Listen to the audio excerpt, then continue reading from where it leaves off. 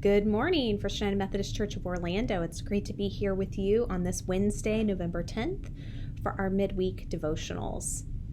This week, I find myself pausing to remember, to give thanks to God for the people who have impacted my life in ways that I can name and count their impact, as well as also the ways that my life has been blessed by people, and I may not know those blessings. I may take those blessings for granted. I may not know the names of the people who have impacted my life in such a way.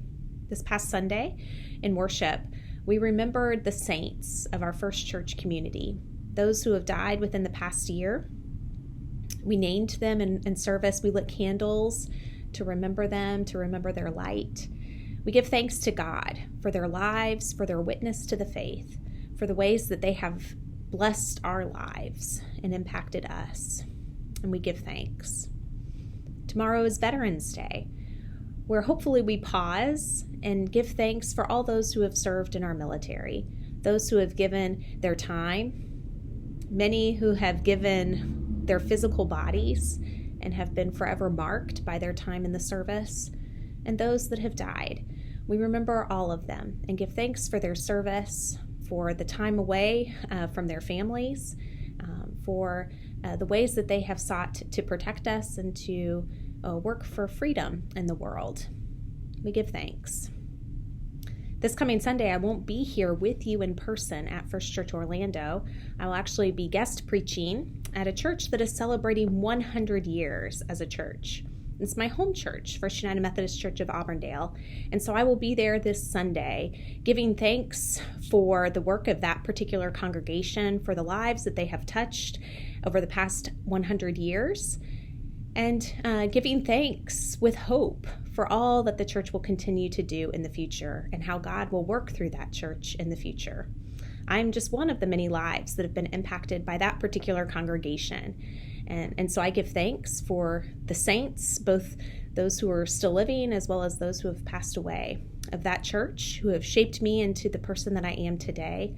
I give thanks for the saints here at First United Methodist Church of Orlando for the ways that they are living and loving and serving and making a difference in the lives of people around us. I'm also reading this book called Wholehearted Faith by Rachel Held Evans. She is a Christian writer and speaker. Unfortunately, she passed away in 2019 from a very tragic and sudden illness and was not able to recover from it. And at the time when she passed away, she was writing this book. She had about 10 to 11,000 words of the book written. And so after several months after her passing, her husband reached out to a friend who is another writer, pastor, and speaker, and said, could you finish Rachel's book? Could you work on it? Could you look to see how you can maybe finish this final manuscript of hers? And so Jeff Chu is the name of that writer. He was a friend of Rachel's.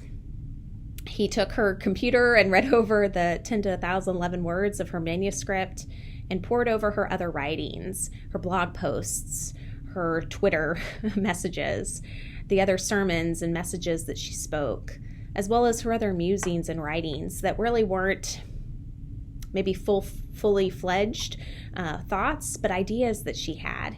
And he worked through that and has put together a book. So it's written, has Rachel's name on it and Jeff's name on it, because I think this is a labor of love between friends and fellow people of faith who are wrestling with what it means to live a wholehearted faith. And so I'll refer to this as Rachel's words because I think that's how Jeff and the family would like this book to be seen as. And so in the prologue to the book, she talks about why is she still a Christian? There's so much pain and suffering, so much struggle in the world, so many times when the church and Christians get it wrong. And so it'd be easy to give up. It would be easy to walk away. But Rachel is still a Christian because of all of those who've gone before, all of the people of faith who've gone before her and have said yes to God and said yes to living their lives in communion with God, allowing God to work through them in sometimes strange and mysterious ways. And so this is excerpts from this section of the book. Rachel says, "I've come to believe that I'm a Christian because of Mary, and because of Mary's midwife, and because of Mary's spiritual ancestors, Rahab and Ruth, Bathsheba and Tamar." Later on, "I am a Christian because of Elizabeth's Mary's cousin, who had herself been subjected to decades of cruel speculation because her reproductive experience did not align with cultural expectations or with society's norms. I'm a Christian because of women who did what they had to do to survive and taught their children to do what they had to do to survive. I'm a Christian because of Hagar, the only person in all of Scripture who had the audacity to give God a new name.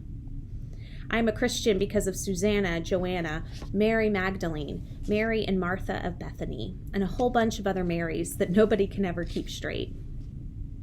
I'm a Christian because of women who knew a thing or two about what it means to be vulnerable, to suffer, to work within systems that were bent against their flourishing, to endure hierarchies that were designed to forestall their triumph. I'm a Christian because when things went south and all signs pointed to failure, and nearly all the men had abandoned Jesus after his arrest, it was women who stuck around. I'm a Christian because amid those frantic final hours on that first Good Friday, women loved Jesus. I'm a Christian because of women who, according to Mark's gospel, said to one another, "Who will roll away the stone for us from the entrance of the tomb?" I'm a Christian because as soon as the sun rose on Sunday, they showed up at Jesus' tomb anyway, burial spices in hand. I am a Christian because of women who showed up. I am a Christian because of women who said yes. Rachel loved the Bible. She loved Scripture, and in fact, she wrote another book called Inspired, where she really takes a deep dive into some of Scripture's themes and how the Spirit inspires Scripture and inspires us to this day. So my thought on this Wednesday, in the midst of a week of remembering and giving thanks for the people that have gone before us, I'm curious. When you read the Bible, is there a particular biblical character that you resonate with? Someone you identify with? Maybe someone who aggravates you and frustrates you, and you wonder, why does this person say or do what they say or do? Maybe there's this person whose encounter with Jesus mirrors your own, and so you relate to that person. How does that biblical character say yes to God? How do they show up and live out their faith, perhaps even in ways that seem crazy or against the norm? How did they believe when there was so much stacked against them? When there was too many doubts or too many impossibilities? How did they continue to believe? How did those biblical characters say yes? And how does their yes help you in your faith, in your walk with Christ, in the ways that you study Scripture, in the ways that you maybe listen for God in your life, in the ways that you serve and live out your faith in the world? I encourage us, if you don't know of a biblical character that their yes impacts your life, I encourage you maybe to sit down with the Bible, to sit down and to reflect through Scripture, and to think about these characters and how they've said yes to God. Yeah, they may seem like characters in a story, people that lived thousands of years ago, and can feel sort of removed from our day-to-day life. But we can learn from their lives. We can learn from their testimonies. We can use their wisdom in our lives. We can learn from their faith and allow that to impact our own. And so how does their yes enable you to say yes? Friends, I encourage you today to say yes to God, whatever that means for you. Maybe that's taking time to pray. Maybe that's taking time to pause and to reflect and to give thanks for the people in your life who have said yes to God. and who have allowed you to say yes.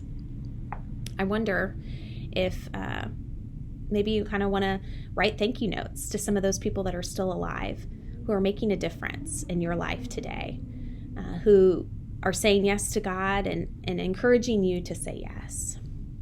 Perhaps you want to sit down with Scripture and take time to think through some of these people who've gone before us, who have encountered God in a way that enable us to encounter God today. Friends, your yes inspires me and encourages me as one of your pastors. So thank you for saying yes to God, saying yes to living out your faith in the world. And I look forward to seeing you soon. You are loved. Have a great day.